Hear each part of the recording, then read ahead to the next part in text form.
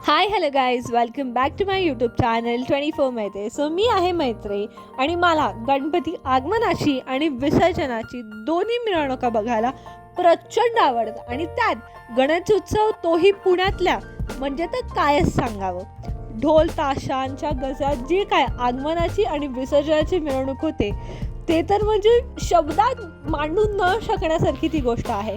तर सर्वात पहिले तर मी माझ्या घराजवळच्या मेट्रो स्टेशनवर गेले आणि मग तिकडनं मेट्रो करून मी पोचले अलका चौकात. सो अलका चौकात जवळ मी पोचत होते तेवढ्यात दिसला मला मानाचा पहिला गणपती कसबा.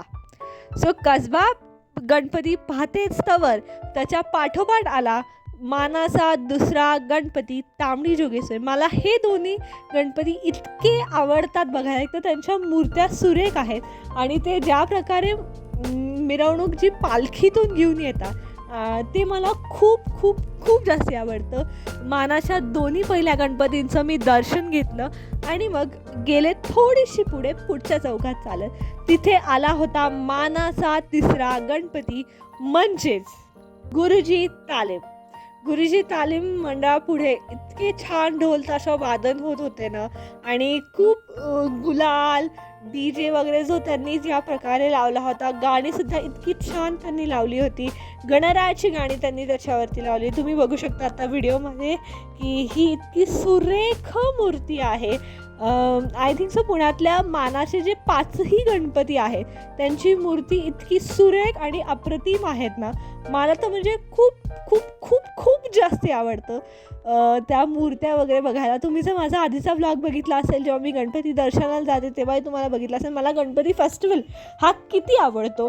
मग मी आणि बाबा गेलो अजून थोडं पुढच्या चौकात चालत बघायला की आपला जो मानाचा चौथा आणि 5वा जो गणपती आहे तो कुठवर आलेला आहे.